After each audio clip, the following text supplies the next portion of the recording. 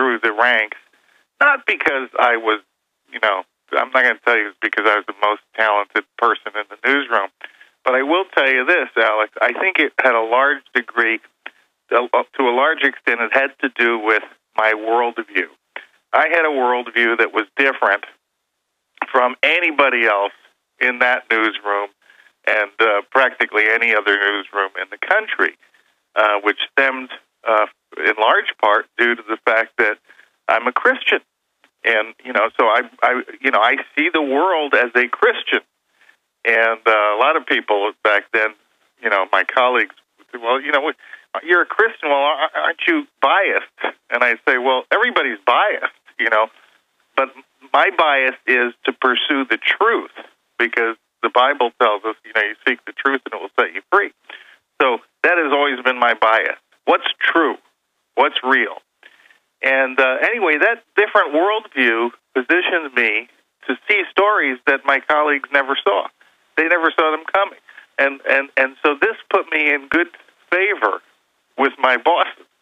They didn't know why, but they knew this kid, this 20-something-year-old kid was always coming up with stories that nobody else could figure out.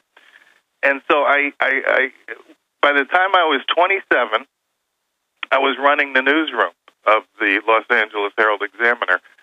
And so it was, it's funny because a lot of people think, well, you were a Christian, you must have faced, terrible hostility and bias in the mainstream secular media. And I tell them, no, actually it was the opposite. It was like an advantage because I was, out of 200 people in our newsroom, I think I was the only one who was a Christian. And so therefore it was like a great advantage. And that surprises a lot of folks. So from there, I went on to get an opportunity to actually run daily newspapers in major markets in Southern California, Northern California. My last stop being the Sacramento Union, which was the oldest paper west of the Mississippi at the time, in a very competitive small market, actually. Only 1 million people in Sacramento, but had 2 newspapers. And so I did my best to try to turn that around. But by the 1990s, early 1990s, when I was in Sacramento, I could see that this industry that I loved so much, newspapering was the only thing I wanted to do, Alex, from the time I was a kid. And I saw this industry contracting and being corrupted by all kinds of negative forces. And it made me very sad on the one hand, but it also made me desperate to try to find a solution. So you saw the death of the dinosaur media way before the dinosaurs themselves saw it, probably because of your Christian discernment, because people blind themselves. They lie to themselves. Briefly, because we're about to go to break, and I want to get into Bill Clinton and all that coverage in the beginning of WorldNetDaily. Then I want to shift gears into what's happening currently. Joseph Farah, founder and the head of WorldNetDaily, is our guest right now. But what were some of the things corrupting it? I mean, the fact that real muckraking was out because so few companies own things. You didn't want to make advertisers mad. I mean, things, absolutely. Investigative reporting was hardly done because it was expensive to do. It meant you had to assign reporters to, for long periods of time to do things. Big corporations wanted that dominated the industry. There were just a handful of big corporations that owned all the newspapers. They demanded to make at least 30% profits every year, and it was just a bad situation. Distribution problems, people spreading out, not living in cities anymore, but the cities expanding into suburbs. It meant you had to truck newspapers hundreds of miles to get them to people who wanted to have them. All of those things combined. And the distribution side really opened my eyes because I said, I got a chance living near the Silicon Valley to see the emerging technologies that were coming. And I said to myself, a day is coming very soon where we're not going to need this newsprint, these big barrels of ink, and all this heavy manufacturing equipment to get the news out to people. So I was ready for it when the Internet came along. I want to see when we come back where you think it's going now, because I know it makes what's left of the dinosaur media not arrogant anymore, more like a cornered psychotic monkey or something. What they're going to do to try to defeat WND.com, Infowars.com, DrudgeReport.com. I mean, they've got to really, I mean, I know they hate us. I know they hate you, but they've really got to hate Drudge. I mean, you see it. They hate not being able to control perception. They hate the fact that he's their #1 tip sheet. They can't ignore him. We're going to come right back with Joseph Farah. I'm Alex Jones of Infowars.com. We're also streaming video at Prisonplanet.tv. We shall return, and then we'll get into his take on healthcare, Fast and Furious, and the fact that liberty lovers are terrorists in a new Homeland Security funded report, $12 million of your tax money to write fiction.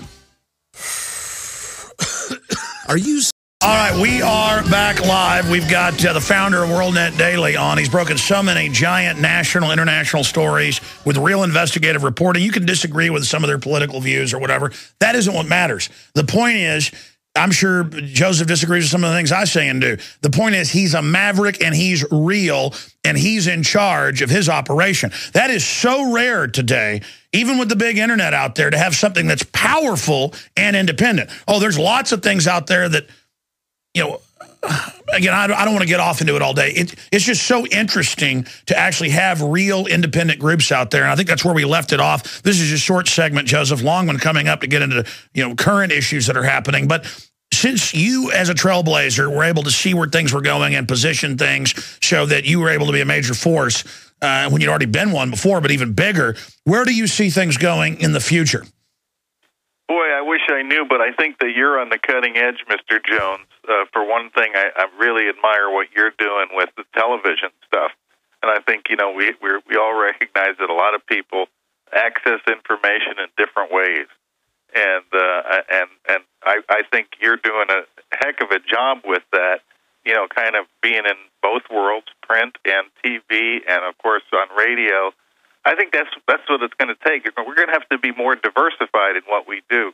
When we started WorldNetDaily, we were essentially a newspaper online, and that isn't going to make it any more than the newspapers could make it. You've got to get the information to the people in the way that they want to get it, and that's mobile devices. It's all kinds of things. It might be, you know, on television, on Roku, on whatever. And you're doing it all, and I think you're doing a heck of a job, and we're, frankly, going to be emulating that model. Not to compete with you guys, but it's just a reality of what we got to do. Oh, hey, listen, Joseph.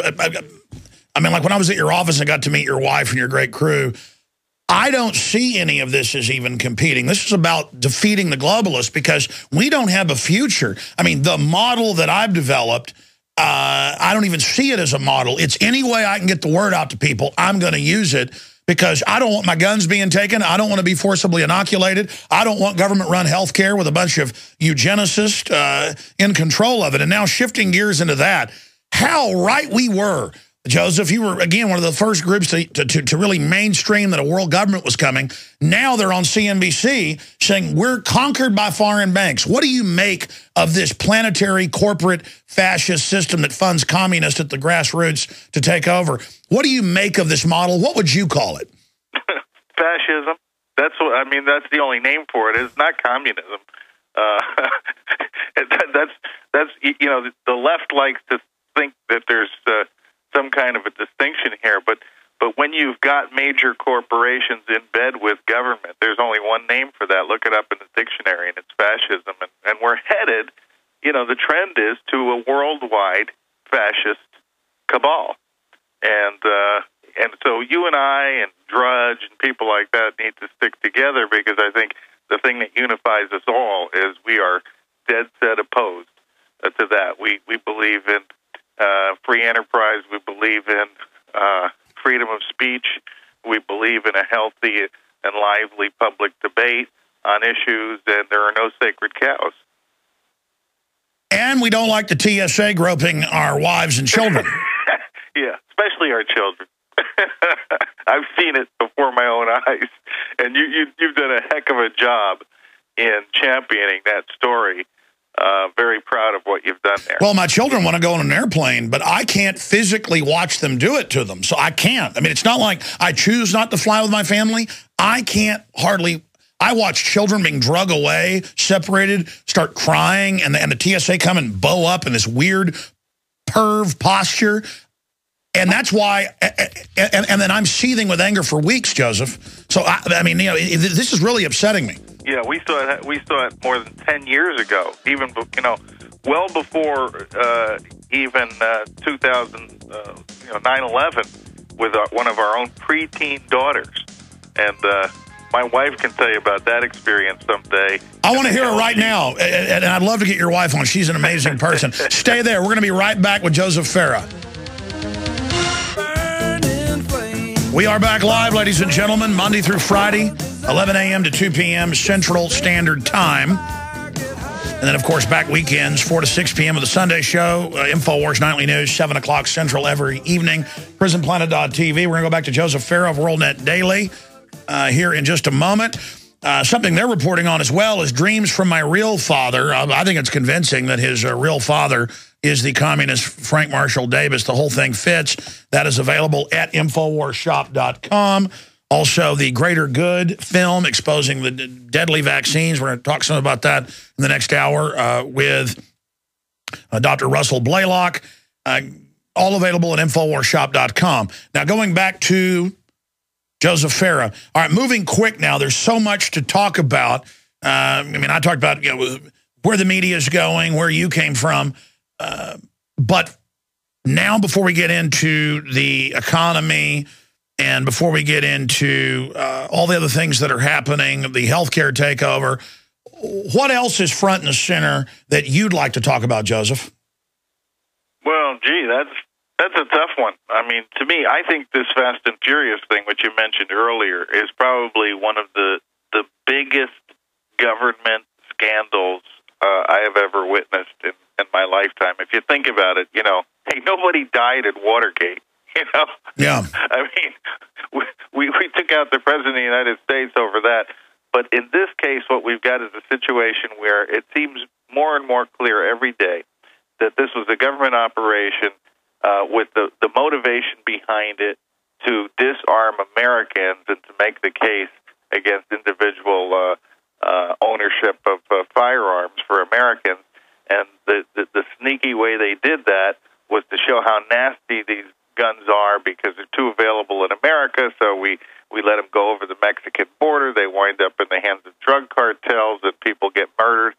And, you know, the scenario worked out just the way they planned it, except for the fact that it blew up in their face to a certain extent because the American people found out about it. And but, you know, this is, you talk about impeachable offenses. I mean, this is beyond impeachable. This is treason of the highest order. And it doesn't stop at Eric Holder because we've all seen the videos of in the White House in 2009 when the White House was saying the president directed this and he directed that, and this goes right to the very top. And so, to me, that's one of those burning issues. I get very angry when I read about the Fast and Furious scandal.